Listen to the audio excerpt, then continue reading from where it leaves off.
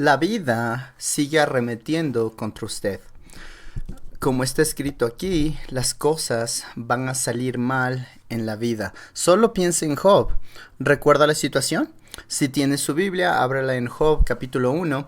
Hubo un hombre en la tierra de Uz llamado Job, y era aquel hombre intachable, recto, temeroso de Dios y apartado del mal. Y le nacieron 7 hijos y 3 hijas. Sus haciendas eran de 7,000 ovejas, 3,000 camellos, 500 yuntas de bueyes, es decir, 1,000 bueyes, 500 asnas y muchísima servidumbre. Y era aquel hombre el más grande de todos los hijos del oriente.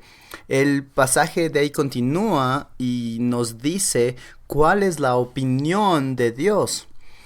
En el versículo 6, hubo un día cuando los hijos de Dios vinieron a presentarse delante del Señor, y Satanás vino también entre ellos. Y el Señor dijo a Satanás: ¿de dónde vienes? Entonces Satanás respondió al Señor y dijo: de recorrer la tierra y andar por allá. Y el Señor dijo a Satanás: ¿te has fijado en mi siervo Job? Porque no hay ninguno como él sobre la tierra, hombre intachable y recto, temeroso de Dios y apartado del mal. Esta es la opinión de Dios con respecto a Job. Mire lo que dice Dios: ¿te has fijado en mi siervo Job? ¿Por qué no hay ninguno como él sobre la tierra? Hombre intachable y recto, me teme, camina conmigo y se aparta del mal. ¿Y qué dice ahora Satanás? ¿Quién es Satanás? Diabolos, el diablo. Es el acusador de los hermanos. Es un mentiroso. ¿Y qué dice? Él no te sirve de balde. Mira lo que le has dado. Lea el pasaje: 7,000 ovejas, 3,000 camellos, 500 yuntas de bueyes, 500 asnas y muchísima servidumbre. Este hombre tiene todo. ¿Cómo no habría de servirte? Solo quítale sus cosas y dejará de servirte. Y eso es lo que hace Satanás. Si tiene la oportunidad de hablarle de usted a Dios Padre, a Dios el Padre, él le acusa. Pero debe tener permiso antes de poder tocarle. Entonces, después le responde Dios, después de que Satanás le dijo: no ha hecho tú una valla alrededor de él, de su casa y de todo lo que tiene, por todos lados, has bendecido el trabajo de sus manos y sus posiciones han aumentado en la tierra, pero extiende ahora tu mano y toca todo lo que tiene, verás si no te maldice en tu misma cara. Entonces el Señor dijo a Satanás: he aquí, todo lo que tiene está en tu poder, pero no extiendas tu mano sobre él. Y Satanás salió de la presencia del Señor. Ahora, me gustaría que pusiera atención mientras leo. Piense en estos 2 minutos sobre la vida de Job. Mira lo que dice. Comience a leer en el versículo 14. No, perdón, en el versículo 13, perdón. Y aconteció que en un día en que sus hijos y sus hijas estaban comiendo y viviendo, vino en la casa del hermano mayor, vino un mensajero a Job y dijo: los bueyes estaban arando y las asnas paciendo juntos a ellos, y los sabeos atacaron y se los llevaron. También mataron a los criados a filo de espada. Solo yo escapé para contártelo. Mientras estaba hablando, vino otro y dijo: fuego de Dios cayó del cielo y quemó las ovejas y a los criados y los consumió. Solo yo escapé para contártelo. Mientras estaba hablando, otro vino. Los caldeos formaron 3 cuadrillas y atacaron los camellos y se los llevaron y mataron a los criados a filo de espada. Solo yo escapé para contártelo. Mientras estaba hablando, vino otro y dijo: tus hijos y tus hijas estaban comiendo y bebiendo vino en la casa de su hermano mayor, y aquí vino un gran viento del otro lado del desierto y azotó las 4 esquinas de la casa, y ésta cayó sobre los jóvenes y murieron. Solo yo escapé para contártelo. Creo que me tomó 1 minuto leer eso. Me di el tiempo. Y el texto dice que un mensajero llegó mientras el otro seguía hablando. En menos de 2 minutos, si lo extendemos un poco, porque los hombres estaban tratando de recuperar el aliento mientras daban este mensaje, en menos de 2 minutos, todo desaparece. Piénselo, piénselo. Este es el hombre más acaudalado del este, 7,000 ovejas. Es un ganado enorme, bajo cualquier estándar, 3,000 camellos. Entiendo que cuestan unos miles de dólares cada uno ahora. Es muchísimo dinero. 500 yuntas de bueyes, 500 asnas y todos los siervos excepto los que trajeron los mensajes. Y la Biblia nos dice en todo el libro de Job que Job amaba a sus siervos. Él amaba a los que le servían como a su familia. Y luego toda su familia se pierde, excepto su esposa. Y en este punto ella no es de ayuda cuando le dice maldice a tu Dios y muérete. Y él tiene que decirle, hablas como una mujer necia. Ahora, la vida arremete contra usted. Ha estado trabajando toda la tarde en un proyecto en la computadora y de repente aplasta un botón y es el botón equivocado. Y todo desaparece. Y no tiene con usted un hacker para recuperarlo. Y desapareció. Y sabe que no debería ser posible borrarlo así y que está en algún lugar, pero usted no puede recuperarlo. Y eso ni siquiera es tan grave. Para mí es fácil decirlo, ¿verdad? Pero me ha pasado y créame, comparado con la depresión, eso no es tan grave. Comparado con la pérdida de su mamá o de su papá, eso no es tan grave. Estaba en Nueva Jersey cuando recibí la llamada. Estábamos de vacaciones y cuando contesté el teléfono no me esperaba esas noticias, pero el pastor asociado de la iglesia me dijo, Bob, tienes que saberlo, lamento tener que llamarte, pero Keith Garner murió. ¿Qué? Keith Garner es asistente de un médico, es joven, ¿cómo que murió? Tiene trillizos, una esposa joven, todo va bien. ¿Qué me quiere? ¿Qué me quieres decir? Bueno, había un hombre que acudía a su clínica y tomaba cierto medicamento. El médico que era jefe de Keith tuvo que decirle ya no más de ese medicamento, usted estaba abusando de los analgésicos, y el hombre regresó a la oficina y mató de un disparo a Keith y al doctor. La vida va a arremeter contra usted. La vida sigue y la vida incluye pruebas. La Biblia es muy clara. Debemos conocer a Cristo, Filipenses capítulo 3, en el poder de su resurrección y la participación de sus padecimientos, de sus sufrimientos. Y nos dice en el libro de Timoteo que todos los que quieren vivir piadosamente en Cristo Jesús sufrirán persecución. Pedro nos dice en Primera de Pedro capítulo 4, no se sorprendan del fuego que prueba les rodea. No se sorprendan. ¿Y por qué nos sorprendemos, Señor? ¿Por qué a mí? ¿Por qué ahora? ¿Por qué esto? Y nos sorprendemos cuando se nos dice no se sorprendan. El sufrimiento vendrá.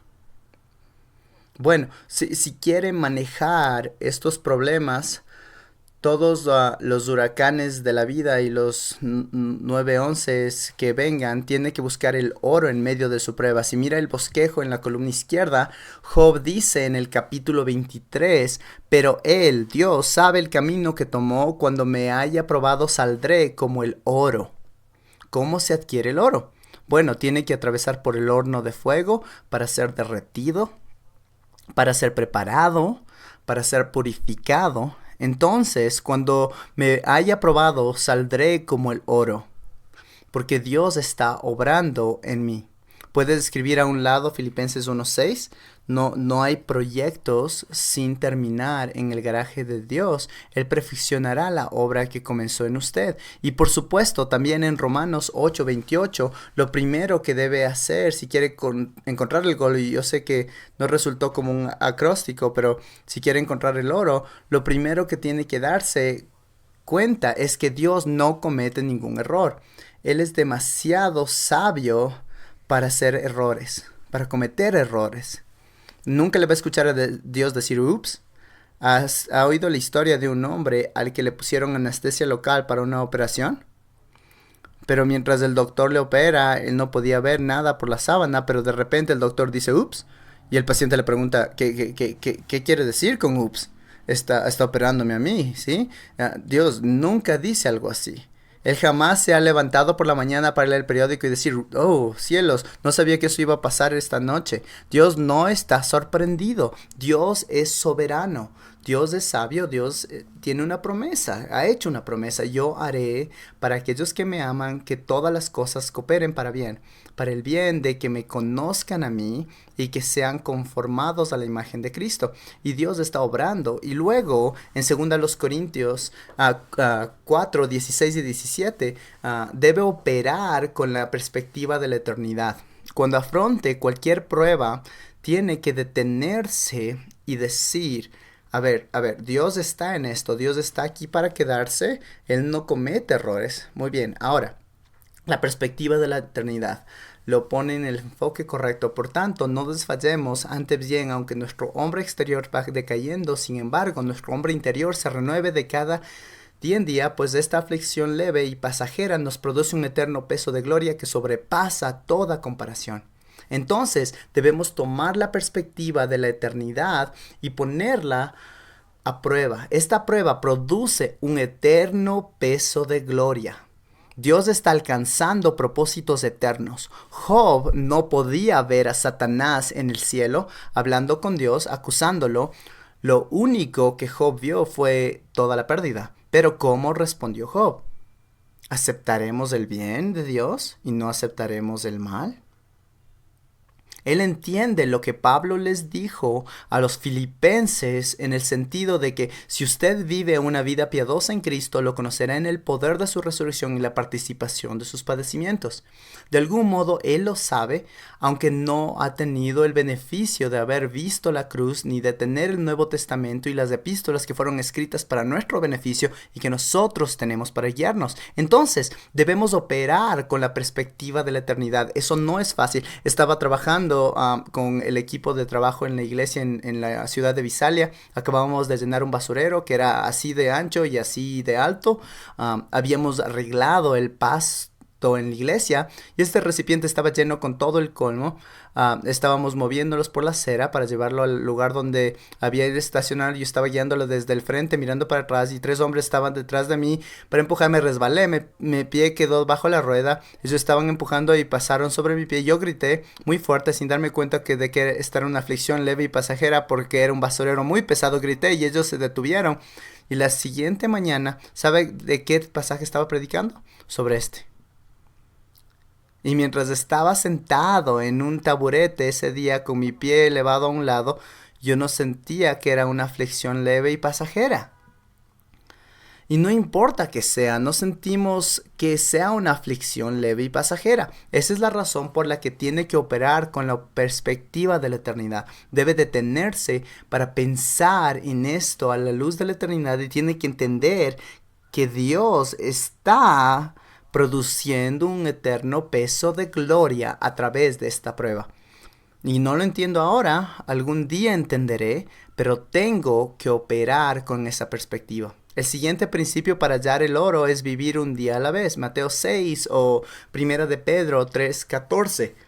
Pero aun si sufrís por causa de la justicia, dichosos sois. Entonces, a pesar de que haga lo correcto y sufra por eso, cuando le despiden por defender lo que era justo. Hace poco conversé por teléfono con un hombre que ha sido despedido de 3 trabajos en los últimos 2 años por defender lo que era justo. Está en el negocio de automóviles y cuando defendió lo que era correcto y dijo no puede hacer eso, no le puede hacer eso al cliente o no le puede hacer eso al otro vendedor, no está siendo justo con el otro, le dijeron podemos seguir sin usted, váyase. Él defendió lo que era justo y sufrió, pero en el eterno peso de la gloria se está produciendo un eterno peso de gloria. Entonces vive un día a la vez. Mateo 6:31 al 34. Por tanto, no os preocupéis diciendo qué comeremos o qué beberemos ¿O con qué nos vestiremos? Porque los gentiles buscan ansiosamente todas estas cosas. Solo espere hasta el viernes negro y los verá ahí. ¡Wow! Las estará buscando en grande. Que vuestro Padre Celestial sabe que necesitan estas cosas. Pero buscad primero su reino y su justicia, y todas estas cosas os serán añadidas. Por tanto, no os preocupéis por el día de mañana, porque el día de mañana se cuidará a sí mismo. Bástate a cada día sea sus propios problemas. Viva un día a la vez. No pida prestado para mañana. No tiene la gracia suficiente para mañana. Si ve las pruebas de otras personas, jamás podría manejar algo así. Bueno, no está afrontándolo, así que no necesita la gracia de Dios para manejarlo. Y Dios no le dará la gracia para algo que no esté atravesando. Él le da gracia cuando la necesite en esa situación. Entonces, si no le está afrontando, no tendrá la gracia para manejarla. Así que vive un día a la vez. Señor, ¿qué necesito hoy para hacer las cosas de hoy? Eso no significa que si tiene un examen la próxima semana y se supone que debía haber leído el material, entonces vivir un día a la vez significa leer el material hoy y revisarlo el día siguiente y así todos los días hasta que sea el día del examen. Eso es vivir un día a la vez, ¿no? No voy a pensar en el mañana y el examen no es hasta el próximo martes, así que no me voy a molestar en leerlo. Es el camino lógico de lo que es correcto hacer hoy y luego vivir un día a la vez tomándolo de esa manera. Y luego, el siguiente factor para encontrar el oro es buscar una bendición cada día. En Filipenses 4:8 dice, por lo demás, hermanos, si quiere la paz de Dios de la que se habla en Filipenses del versículo 4 al 9, por lo demás, hermanos, todo lo que es verdadero, todo lo digno, todo lo justo, todo lo puro, todo lo amable, todo lo honorable, si hay alguna virtud o algo que merece elogio, en esto meditad. Filipenses 4, 6 y 7. Encomiéndeselo a Dios con oración, súplica y acción de gracias. La paz de Dios guardará su corazón, y luego tiene que sacar la mente del problema y enfocar la mente en la bondad de Dios. Busque la bendición. Busque lo que Dios puede enseñarle en esta circunstancia. Busque cómo Él puede proveer y simplemente busque una bendición. ¿De qué puedo agradecer a Dios en medio de este día y en medio de esta situación? Y luego, por supuesto, el siguiente punto es hacer algo por alguien más. La idea aquí es que usted tiene que ofrecer ayuda y ministrar a otros. Mateo 25:40, respondió el rey y le dirá, en verdad os digo que en cuanto lo hiciste a uno de estos hermanos míos, a mí lo hiciste. Y Mateo 7:12, por eso todo cuanto queráis que os hagan los hombres, así también haced vosotros con ellos, porque esta es la ley y los profetas. Ministre a otra persona. ¿Con cuánta frecuencia como pastor voy al hospital, ministro a alguien y el otro termina ministrándome a mí más de lo que yo le ministro a esa persona? Cuando yo hablo con esa persona sobre su situación y ella me ministra a mí en esa situación. Leí el libro Cuando Dios llora, en medio de mi depresión, y al leer ese libro llegué a una sección y me quebranté en llanto, que era algo que no me había podido hacer, no sentía ninguna emoción, así que me quebranté en llanto y lloré, me puse de rodillas junto al sillón, oré y oré, llorando y pensé que este era un avance. A la mañana siguiente me levanté igual de deprimido cuando me acosté y no podía recordar lo que leí en el libro. Tuve que volver a leerlo. Uno pierde la capacidad para concentrarse, pierde la habilidad para recordar. Yo no podía recordar, volví a leerlo, pero me sentí bendecido por el libro. Así que escribí a Joni Eareckson Tada. Creo que usted sabe, no es que yo haya esperado que ella me respondiera, pero recibí una nota muy amable de ella agradeciéndome por mi nota y animándome, y luego me dijo: voy a dar una conferencia en el Masters College en noviembre. Realmente me gustaría conocerlo si se acerca después de la capilla y podemos conversar. Entonces, la capilla terminó esa mañana en noviembre y esperé por unos 30 minutos. Ella estaba conversando con otras personas y yo pensaba, bueno, no quiero retenerla más tiempo aquí.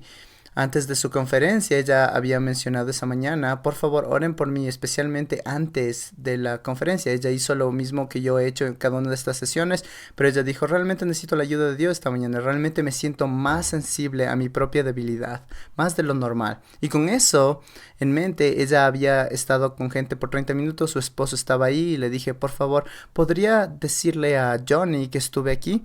Pero no quiero retenerla más tiempo aquí. Y él respondió, no, no, no, no, no, usted es Bob Somerville, ella quiere hablar con usted, tiene que esperar, ella quiere conversar con usted. Así que esperé y conversamos. Y en la conversación, una de las cosas que ella me dijo fue, Bob, ¿y si sus sentimientos nunca regresan? Yo tuve que agradecer a Dios por mi parálisis y tuve que decirle al Señor, Señor, estoy dispuesta a vivir con esta nueva normalidad. Bob, ¿está dispuesto a vivir con esa nueva normalidad si sus sentimientos nunca regresan? ¡Wow!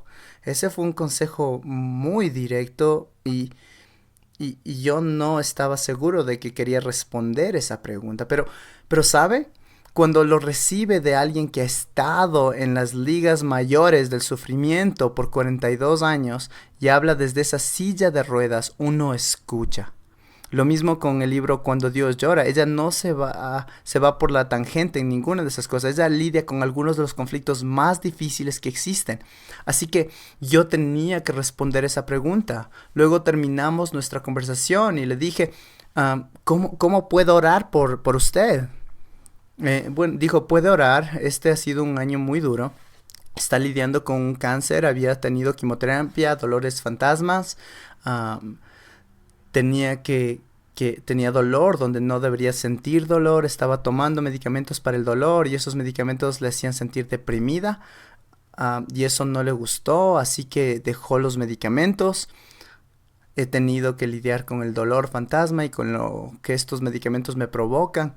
Había tenido que lidiar con todo esto y luego le pregunté, ¿a dónde se dirige? ¿Regresa hoy a casa? Vamos a casa, vamos a descansar y luego tomaremos un transporte a la medianoche que nos lleve al aeropuerto y vamos, creo que era a Guatemala. Vamos a tener unos 5 días de ministerio con los discapacitados. Y en cierto sentido ella a duras penas estaba de pie luego lo que le había pasado con el cáncer y esas cosas. ¿Sabe qué fue lo que pensé? Eres un debilucho, hijito de mamá. Tú no entiendes nada de lo que es el sufrimiento, Bob. Crees que lo que has vivido es grande, pero esta dama está en las ligas mayores y Dios le está usando. Entonces oré por ella, empecé a orar por ella con más frecuencia que por los demás que podríamos llamar líderes conocidos por causa del ministerio que Dios le ha dado. Pero ¿de dónde salió ese ministerio? Sin duda, ella está en busca del oro. Ella vive un día a la vez. Confía en Dios para que le dé la fuerza que Él puede darle y ella hace cosas por otros. Ella ofrece su ayuda a los demás y Dios está obrando en su vida. Bueno, en segundo lugar, o punto B en nuestro bosquejo, sigue un plan que le brinde esperanza en cada prueba. Quiero darle crédito aquí a un orador llamado Bill Gothard.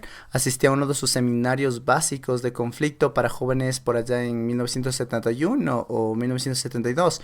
Y estos 5 puntos básicos me quedaron grabados. Así que tomé estos 5 puntos y realicé mi propio bosquejo en base de ellos, pero los 5 puntos proceden de esa conferencia a la que asistí en 1970. El número 1, y quizás puede adelantarse a pensar en el diagrama que está al final de en su bosquejo, no sé dónde, este diagrama que hace la pregunta ¿qué puedo aprender con el fruto del Espíritu? Pero tiene a Dios arriba. Entonces el número 1 es reconocer que Dios es soberano. Número 2 es no murmurar ni quejarse. Número 3 es el de gracias a Dios. Número 4 es preguntar si Dios podría estarle disciplinando por algo. Y número 5 es hacer la pregunta ¿qué puedo aprender? Entonces, volviendo al punto número 1, estamos trabajando alrededor de este triángulo de esta manera. Reconozca de Dios que está obrando soberanamente para hacer lo que todo coopere para bien. Volvemos a este punto que hemos tratado una y otra vez. Dios está obrando. Dios no tiene problema para asumir la responsabilidad. Algunos de nosotros no nos gusta, tenemos que estar seguros de quitarle a Dios la responsabilidad, como el predicador en Gales, cuando una avalancha o un deslave bajó por la montaña y arrasó con una escuela y mató a los jóvenes que estaban en esa escuela. Él dijo algo como: Dios no lo sabía. Él no podía haberlo y no podía haberlo evitado. Tratamos de quitarle a Dios la responsabilidad. En Éxodo 4:11 el Señor le dice a Moisés: ¿quién ha hecho la boca del hombre? ¿O quién hace al hombre mudo o sordo, con vista o ciego? ¿No soy yo el Señor? Cuando los discípulos salen del templo y ven ahí a un hombre ciego, le preguntan: Señor, ¿por qué estás ciego? ¿Por su pecado o por el pecado de sus padres? Porque tenían el mismo problema que tenían los consejeros de Job. Aquí tiene que haber algo escondido. ¿Fue su pecado o el de sus padres? ¿Y qué dice Jesús? Ninguno de los dos, sino que está ciego para que la obra de Dios se manifieste en él. Diamantes en el polvo, perdón. La idea de cómo se exhibe un diamante en contraste con lo negro, porque eso resalta el reflejo del diamante. ¿Cómo se saca un diamante? Le corta para que refleje la luz desde cualquier ángulo. Pero cortar es difícil. El hierro se afila con el hierro y saca chispas. Así que Dios está obrando y Él asume la responsabilidad. Él dice: yo haré que todas las cosas cooperen para bien. En Génesis 50:20, vosotros pensasteis hacerme mal, pero Dios lo tornó en bien. José les dice a sus hermanos: vosotros pensasteis hacerme mal, pero Dios lo tornó en bien. Ahora, escuche con cuidado. La soberanía de Dios y la maravilla de la soberanía de Dios, que hace que todo coopere para bien, no se lleva el dolor. Está ahí. Y es real. Cuando mi mamá tenía 99 años, tenía 99. Le faltaban unas semanas para cumplir 100 años. Cuando esto ocurrió, fuimos a visitarla para ayudar a cuidarla por 2 semanas con mi hermana, que en ese tiempo cuidaba de ella. Y ella se acostó, pero la oía llorar. Cuando mi mamá se saca sus audífonos, no oye nada y no sabía cuánto ruido hacía. Entonces fui allá, me senté junto a su cama y le pregunté: mamá, ¿qué pasa? Y ella solo respondió: oh, Robert, no era mi intención que oyeras. Y le dije: está bien, pero ¿qué te pasa? Solo quiero ir a casa para estar con Jesús. La vida era una tremenda lucha en ese punto. Y el reconocimiento de la soberanía de Dios no se lleva a la dificultad y la dureza y los conflictos que atraviesa. Y ¿sabe? ¿Ha visto ese letrero cuando va a resolver alguna cosa y ve ese cartel que dice: la crisis de su lado no implica que tiene que haber una crisis de mi lado? Debí haber traído eso antes, ¿sabe? No me voy a enojar solo porque usted está enojado. ¿Conoce la definición de cirugía mayor y cirugía menor? Todos lo saben, ¿verdad? Cirugía menor es cualquier cosa que le hagan a usted. Cirugía mayor es cualquier cosa que me hagan a mí. Así que cuando está en la prueba, es una cirugía mayor. Y tiene que darse cuenta como consejero que podría pensar: esto no es nada, ¿sabe? John Erickson Tada pudo haberme dicho: Bob, ya supéralo. Lo que está viviendo en realidad no es tan malo. Pero ella no lo hizo.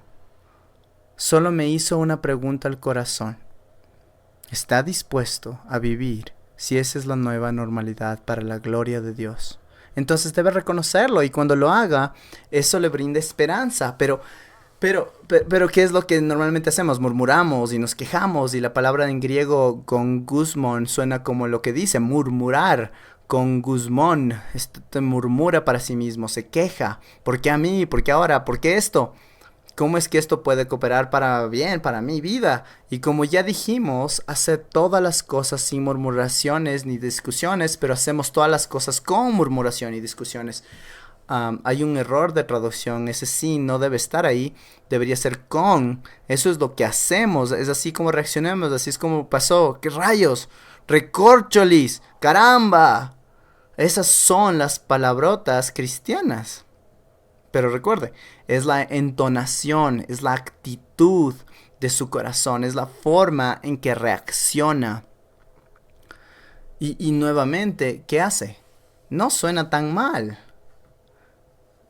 Pero en realidad está agitando su puño en la cara de Dios y le dice: Dios, yo sé cómo manejar esta situación mejor que tú.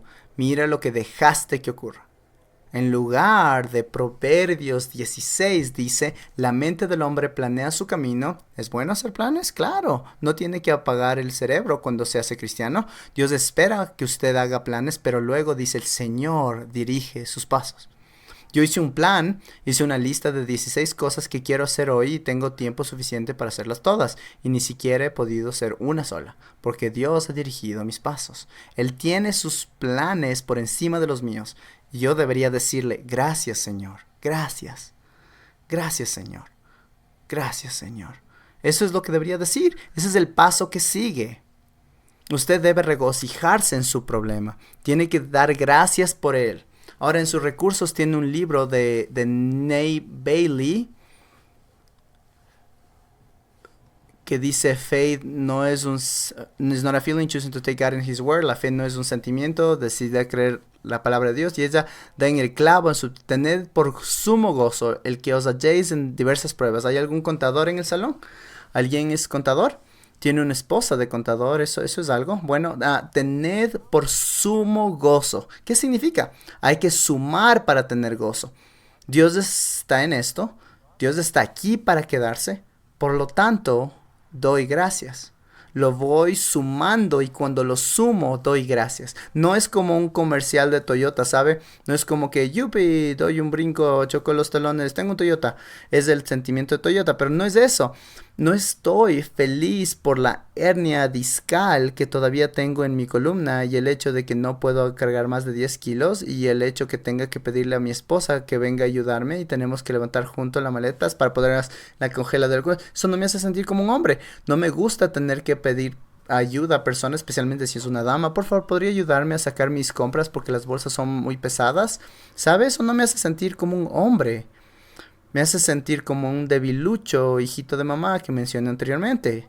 Pero es parte del lugar en el que estoy, así que se supone que debo sumar todo eso para tener gozo. ¿Por qué? Porque Dios está aquí para desarrollar perseverancia, para perfeccionar mi vida.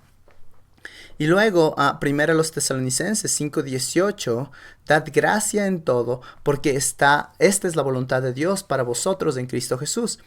Yo sé cuál es la voluntad de Dios para su vida. No soy tan inteligente, pero puedo leer el pasaje. Dad gracias en todo, porque esta es la voluntad de Dios para vosotros en Cristo Jesús, en todo. No en algunas cosas, en la mayoría de cosas, en muchas cosas o en casi todo.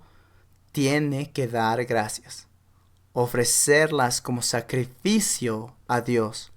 En sus notas dice, en la parte de abajo creo, dice: estudie los Salmos 50, 14, 23, 54, 6, 116, 17. Todos estos pasajes hablan del sacrificio de acción de gracias.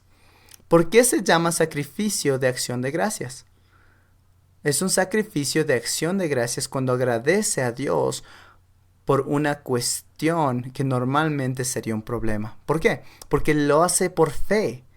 Si yo caminara por el salón esta mañana o esta tarde y les diera a todos un billete de $20, todos dirían: ¡wow! Gracias, Dr. Bob. Esto le debe haber costado bastante dinero. Llevé a un amigo a comer. No tiene que ser un restaurante caro porque tienes $20 para los dos, pero lleva a su amigo a comer y disfruten. Gracias por venir. Apuesto a que la mayoría de ustedes me diría gracias. Su mamá le enseñó a decir gracias, usted daría las gracias. ¡Qué formidable! Por otro lado, si yo le dijera: todas las puertas están cerradas y afuera hay hombres enormes y corpulentes, son malos y son feos, pero tiene una máquina para que pase su tarjeta de crédito o pueden darles unos 20 extras, pero he decidido que necesito dinero extra y van a tener que pagar. Bueno, si están hombres lo suficientemente fuertes, lo suficientemente malos y tienen la apariencia de que le pueden hacer algún desarrollo, usted pagará los $20 y luego irá a dar su más sentida queja al coordinador y a Wayne, quien es el ratero que le invitaron. Pero es una prueba, es fácil dar gracias cuando Dios le da algo extra, algo bueno, algo que obviamente es bueno. Pero cuando Dios le da una prueba difícil que Él ha prometido que cooperará para bien, ahora tiene que ejercer la fe para poder dar gracias. Pero cuando ejercita la fe, es así como agrada a Dios. Porque Hebreos 11:6 dice, y sin fe es imposible agradar a Dios. No tengo ahí la referencia de Hebreos 11:6, pero debe añadirla en lo relacionado con darle gracias a Dios por fe. Y luego el próximo paso es preguntarle a Dios, ¿podría estar Dios disciplinándome por mi pecado? Aquí estoy en esta situación. Podría ser que Dios me está disciplinando por mi pecado. Por ejemplo, si voy al torneo masculino de golf y como sabe, es la ciudad de Visalia. Ayer es una ciudad con mucho caluroso, muy caliente. Ayer estábamos en 21 grados y hoy estamos en 37 y al final de los primeros 9 hoyos tomo una Pepsi y luego en el descanso, cuando llego a la mitad del campo de golf, me tomo una otra Pepsi y después al final del campo me tomo otra Pepsi y luego cuando tenemos una pequeña reunión para almorzar, no tiene nada que sea realmente interesante, así que tomo un té helado.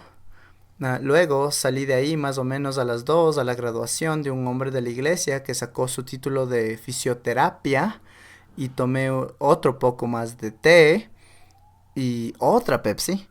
Y luego, como a las 10 en punto, tenía una serie de calambres musculares muy graves.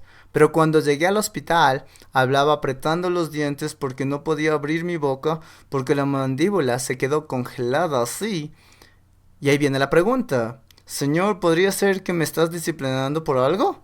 Sí, necio, solo pasaste tomando bebidas con cafeína todo el día, no tomaste agua. Esas cosas te deshidratan. Ahí hay un pecado. Traté a mi cuerpo de modo más insensato, ni siquiera lo pensé. Pero lo primero que me vino a la mente cuando estaba en el hospital, después de 3 sueros intravenosos, pude ir a casa. No pude predicar el día siguiente, ya que no era tan grave, pero, ¿sabe?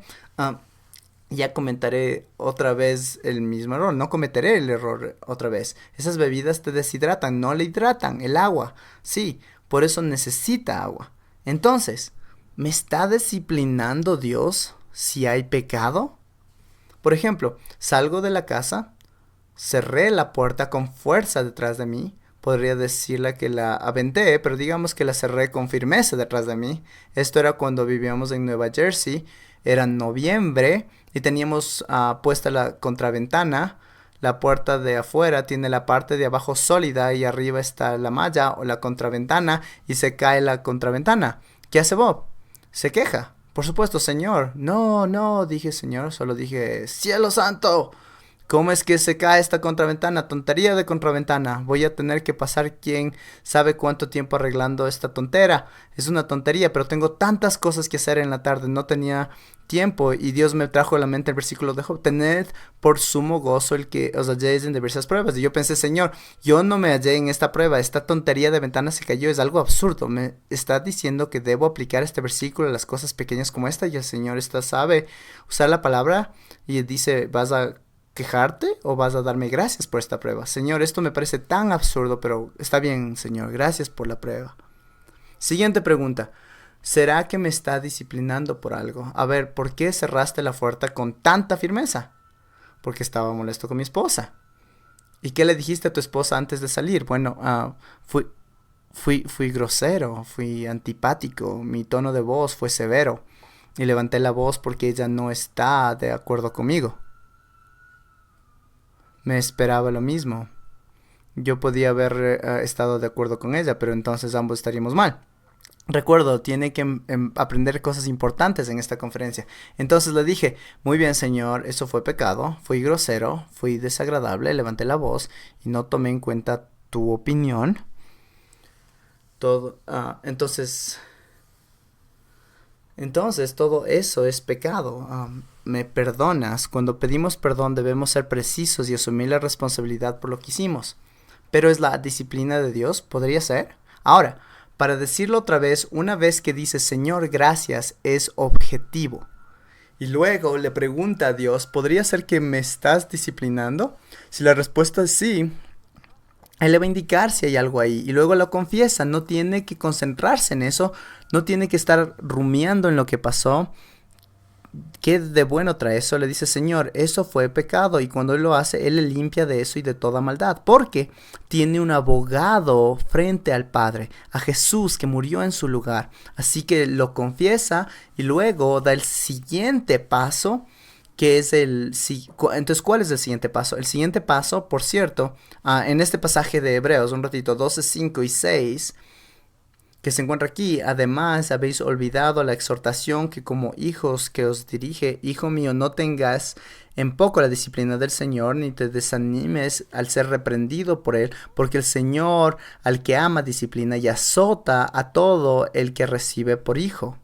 Tiene que recordar que esto es esperanza, es bueno. Si usted pregunta, Señor, ¿podría ser que me estás disciplinando? Y se da cuenta que sí, eso es esperanza. ¿Por qué? Porque eso significa que Él es su padre. Yo no disciplino al que no es mi hijo. Puedo ir donde los padres y decirles, miren, su hijo está saltando por todas las bancas con los pies llenos de lodo, ensuciando todo, y dejar que ellos lidien con eso. Podré hablar con el niño, pero disciplinar es tarea del padre. Entonces, si Dios me está disciplinando, debe ser porque soy su hijo.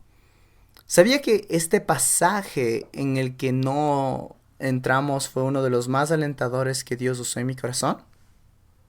Uno no lo creería, pero cuando estaba deprimido sentía que realmente estaba bajo disciplina, y cuando llegué a ese pasaje pensé, a ver, un momento, si estoy bajo disciplina, entonces debo ser uno de sus hijos. Y eso me dio esperanza, porque realmente sentía que estaba bajo disciplina. Pero esto me dio esperanza, porque entonces debo ser su hijo. Si estoy bajo disciplina, y luego el siguiente paso, ¿cuál es el siguiente paso? Preguntar, ¿qué puedo aprender de esta prueba? ¿Cómo puedo glorificar a Dios con esto? Y Gálatas 5, 22, 23, mas el fruto del Espíritu es amor, gozo, paz, paciencia, benignidad, bondad, fidelidad, mansedumbre, dominio propio. Contra tales cosas no hay ley. No es demasiado amor, hagamos una ley. No es demasiado dominio propio. Hombre necesita relajarse, hagamos una ley. No, él es demasiado paciente, esa persona definitivamente es demasiado benigna, hagamos una ley. No debe tener leyes en contra de esas cosas. Sí se necesita leyes en contra de la inmoralidad, tenemos leyes para regular el divorcio, pero esta es la idea. Se da cuenta cuando se le ofrece a Dios, gracias Padre por esta prueba, podría ser que me estás disciplinando, y confesarlo. Ahora, ¿qué puedo aprender? Este hombre está actuando como un patán. ¿Puedo aprender a amar a alguien que se comporta como un patán?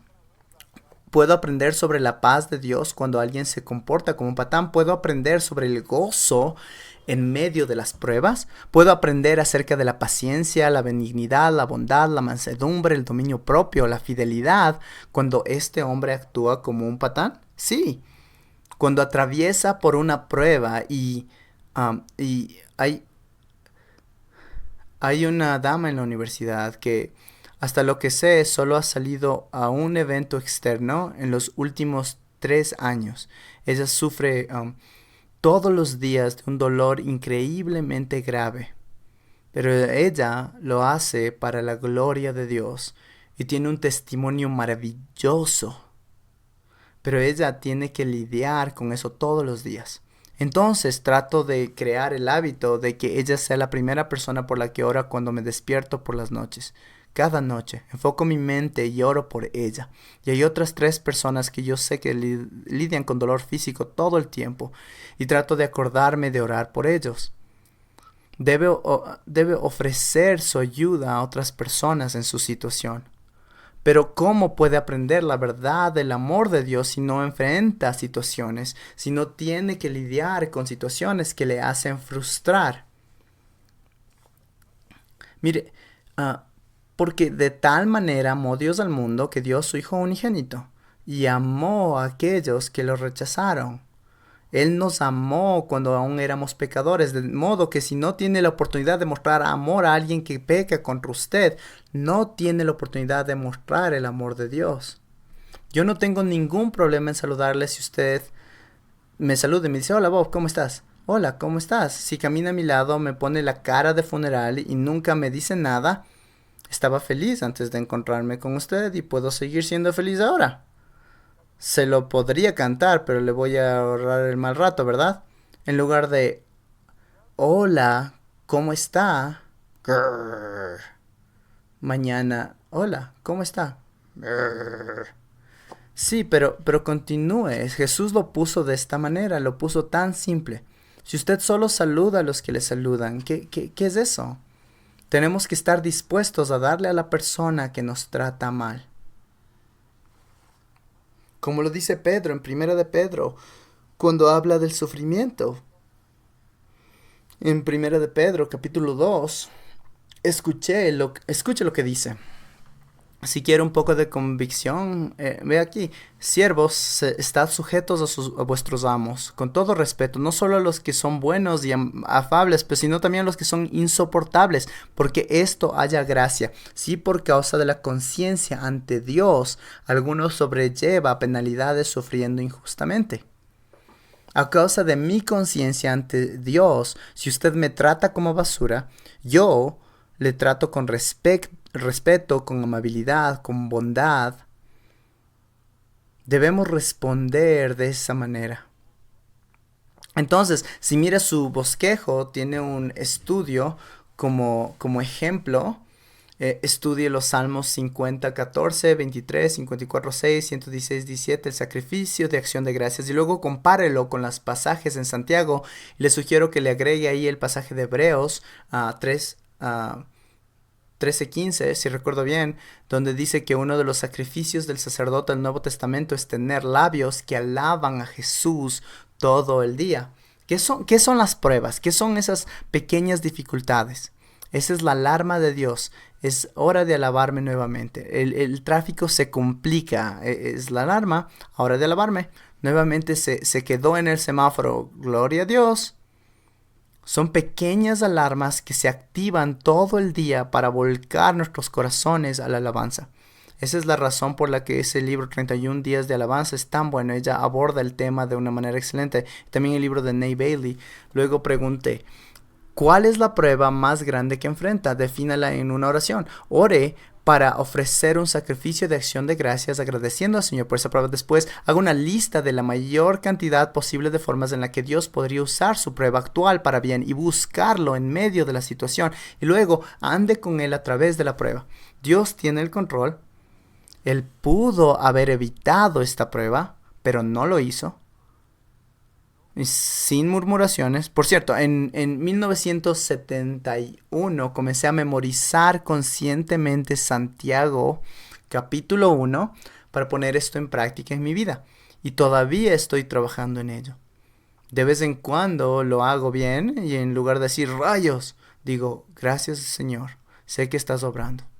¿Qué quieres enseñarme? ¿Cómo puedo crecer? Y lo hago automáticamente sin tener que confesar la murmuración. Pero eso pasa. No sé, quizás una vez entre 90, que lo hago bien, que digo eso primero sin murmurar, pero si no tengo ese que confesar la murmuración y luego avanzo al siguiente paso. Estoy trabajando en ello. Uno de los primeros ejemplos de esto, estaba sentado en mi oficina justo después de que empecé a practicarlo en 1971. Eso fue hace muchísimo tiempo. Yo aprendo lento, bueno, solo para que lo sepa. Y estaba sentado en mi escritorio, en mi oficina, y tenía un enorme escritorio antiguo como de este largo y estaba de este ancho, y quería sacar papel de ese cajón y se quedó atorado y no podía abrirlo.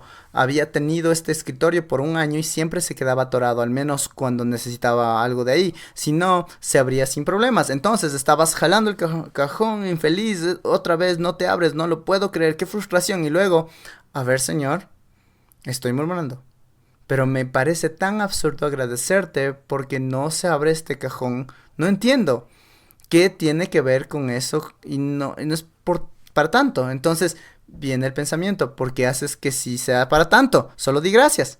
Luego preguntas, Señor, ¿me estás disciplinando? Y luego, ¿qué puedo aprender? ¿Me ayuda a tener paciencia? Sí. ¿Me ayuda a tener dominio propio? Sí. ¿Me ayuda a tener gozo? Sí. ¿Me ayuda a tener paz? Sí. Muy bien, entonces, gracias, Señor. Pero el cajón no se abrió. Entonces fui a la otra oficina, conseguí papel y regresé a trabajar. El día siguiente estaba trabajando con Anderson. eh, Estábamos trabajando en un proyecto, eres uno de los pastores, y me dice, ¿tienes papel de borrador? Hagamos una lista de pros y contras. Y yo, sí, claro, déjame sacar el papel. Así que y que esto es gracioso. ¿Qué es gracioso? Respondí, el cajón no se abre. ¿Eso es gracioso? Le dije, bueno, tienes que entender el contexto. Entonces me tomé 5 minutos para explicarle lo que acabo de explicar y me dice, oh, me alegra que el Señor te está enseñando. ¿Quieres que te enseñe cómo abrir el cajón? Respondí, sí. Me dijo, abre el cajón del centro.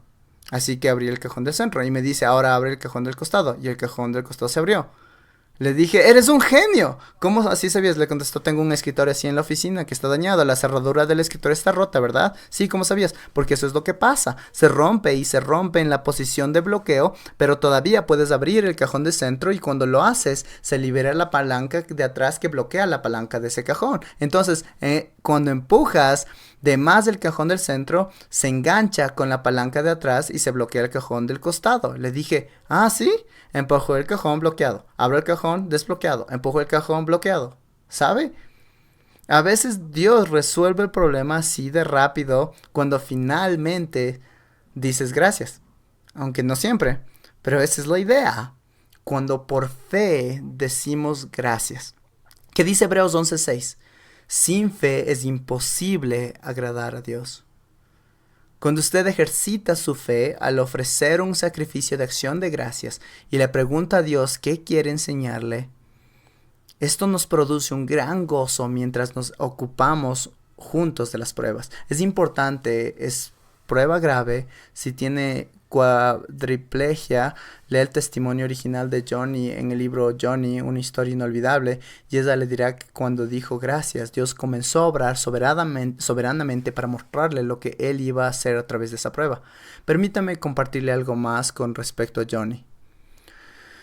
Tuve el privilegio de escucharla una de las primeras veces que compartió su testimonio en un auditorio para 3,000 personas en Nueva Jersey, incluyendo la galería. Estábamos en la última fila de la galería contra la pared y ella estaba abajo en la plataforma en silla de ruedas compartiendo su testimonio y terminó así, dijo, ¿no sería maravilloso si Dios me sanara milagrosamente hoy mismo?